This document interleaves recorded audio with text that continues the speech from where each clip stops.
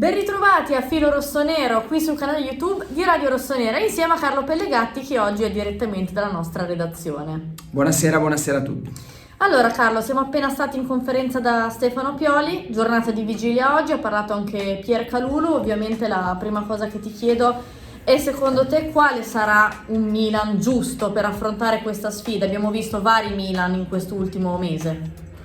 Io direi che deve essere un Milan giusto, non tanto giusto quanto a formazione, perché il Milan ci ha abituato a vincere partite con qualsiasi giocatore in campo, o quasi, e deve essere un Milan che ritorni, è facile la risposta, molto semplice, un Milan che torni innanzitutto con la convinzione giusta, l'autostima giusta, perché poi se hai l'autostima, ti senti forte, ti senti invincibile, anche puoi supplire a qualche errore. Quando invece non sei in questa condizione, al minimo errore peggiori. Quindi questo è uno dei punti importanti. La vittoria contro il Torino è sicuramente un bel viatico per questa partita, che invece ovviamente ha dei punti interrogativi per il Tottenham, che ha perso male, perché uno può perdere 1-0 all'Ester, partita sfortunata, ma quando prendi 4 gol potevano essere 6, c'è qualcosa che non va. Quindi mentre il Milan ha avuto un down di un mese, ma non è stato mai up and down, no, perché se no non avrebbe vinto il campionato e non sarebbe stato a 5 punti dal Napoli. Il Tottenham invece è molto up and down. Bisogna vedere, a livello di singoli sono grandi giocatori, a livello di gioco anche loro sono un'incognita quando entrano in campo. Oggi tra l'altro abbiamo saputo da Stefano Pioli appunto che Bennacer sarà out per questa gara. Brutta notizia, perché speravamo di poterlo riavere. Perché è un giocatore insostituibile, quei 2 o 3 o 4 che sono insostituibili. Bennacer, non c'è l'alternativa a Bennacer. Sì, esatto, non c'è l'alternativa a Bennacer, però di fatto ci dovrà essere, perché appunto il Milan scenderà in campo, dovrà fare di nuovo un'altra partita. Sandro Tonali, da chi ti aspetti qualcosa di più lì a centrocampo?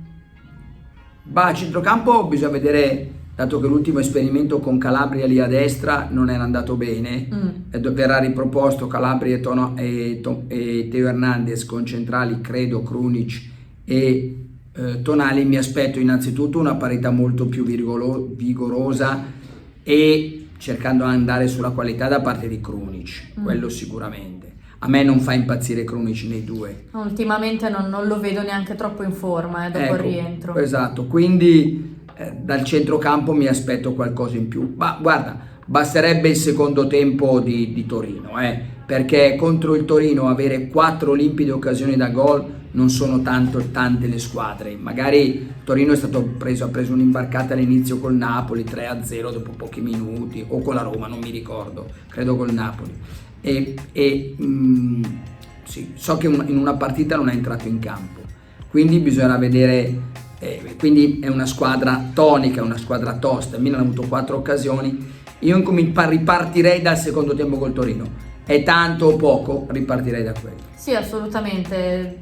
È normale che da un periodo così non ti puoi rialzare dal nulla magicamente in maniera perfetta, quindi magari venerdì il Milan non ha giocato una delle sue migliori partite, però arrivare alla vittoria. Indubbiamente è un giocatore che mi deve strappare la partita è Leao, perché se Leao è questo giocatore buono, appena discreto, appena sufficiente, va bene, ma non ci fa vincere la Champions League. E invece Leao, che gioca alla sua maniera contro una difesa che ha dei problemi in questo momento, mi può fare il Robinho di quel Milan-Arsenal del 2011, quando il Milan batte 4-0 e gioca una partita stupenda Robinho, il 4-0 contro l'Arsenal. Ecco, lì serve un giocatore che ti faccia la differenza, anche perché è una vetrina contro una squadra inglese. Indubbiamente, se non fa la differenza, quando la fa, e allora non può neanche pretendere di avere delle grandi squadre alla sua corte.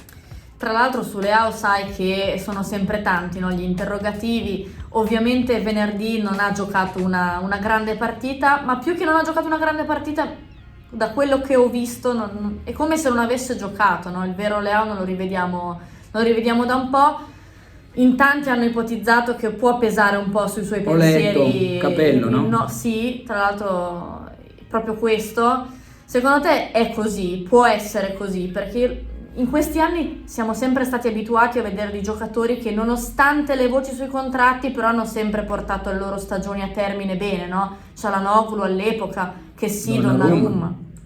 Non lo so, se lo dice Fabio Capello conosce bene gli ambienti del calcio, quindi io sono molto, se non vado contro Fabio Capello. Faccio sempre un po' fatica a pensare da giocatore di tennis, quando c'è una palla che ti corre lì di fianco, non andare con la stessa grinta e avere altri pensieri quando c'è una palla davanti che corre. Faccio fatica a pensare o faccio fatica a entrare nella mente di qualcuno che non va per. Io posso capire che potrebbe esserci una sorta di freno se è la ultima partita prima del mondiale. Sì, capitato, che hai paura no? di farti male. Umano. Lì faccio fatica, perché io ti ripeto, se gioco a tennis e il giorno dopo parto e le mie partite sono partite vere, bisogna correre e parto per il mare, non mi viene mai in mente di correre un po' meno. Ultima domanda, Carlo, ovviamente sulla formazione di domani. C'erano alcuni dubbi, soprattutto tra difesa e centrocampo, quindi ti chiedo di fare un po' il punto sui dubbi e sulla formazione. Ma guarda, un dubbio dovrebbe essere risolto, cioè quello di Tomori che rientra al posto di Cho con Kjær e Kalulu. I tre davanti, Teo Hernandez, Krunic e Tonali, Leao e Giroud, sì. Anche lì dovremmo essere a posto. Ci manca il binario di destra. Il binario di destra, da quelle ultime notizie, se lo giocano due giocatori, sono tre giocatori per due posti. Saelemaekers, Diaz e Calabria. Potrebbe essere Calabria, Saelemaekers, sì. Calabria, Diaz. Potrebbe essere Saelemaekers, Diaz. Quindi uno sta fuori, tra Diaz, Saelemaekers e Calabria, gli altri due giocano. Chi preferiresti? Io metterei in partenza Calabria e Saelemaekers, con Diaz poi pronto a entrare quando serve magari la vibrazione. Però se decide di mettere Calabria Diaz sono tranquillo. Saelemaekers Diaz anche, cioè non c'è uno. La mia prima è Calabria Saelemaekers.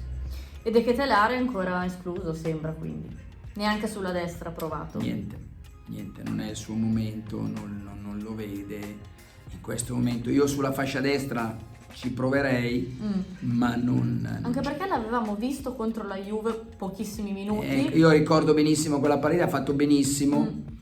E io per esempio quando è arrivato Messias dico, lo mettiamo anche magari dietro la punta. Non si è mai visto, lì sono l'allenatore che decide. Un tentativo. Ma De Ketelaere secondo me là potrebbe trovare morale, spazi, farsi vedere. Io impazzisco perché tra l'altro giocava spesso a Bruges proprio in quelle partendo zone. sulle fasce. Non riesco, cioè a me sembra una soluzione semplice, però io non sono tutto il giorno a vedere, magari ha fatto delle prove e non gli ha dato nulla, però ci proverei prima o poi. Carlo, grazie, noi ci vediamo direttamente mercoledì dopo Milan-Tottenham, sempre alle ore 19. Certamente, un abbraccio a tutti.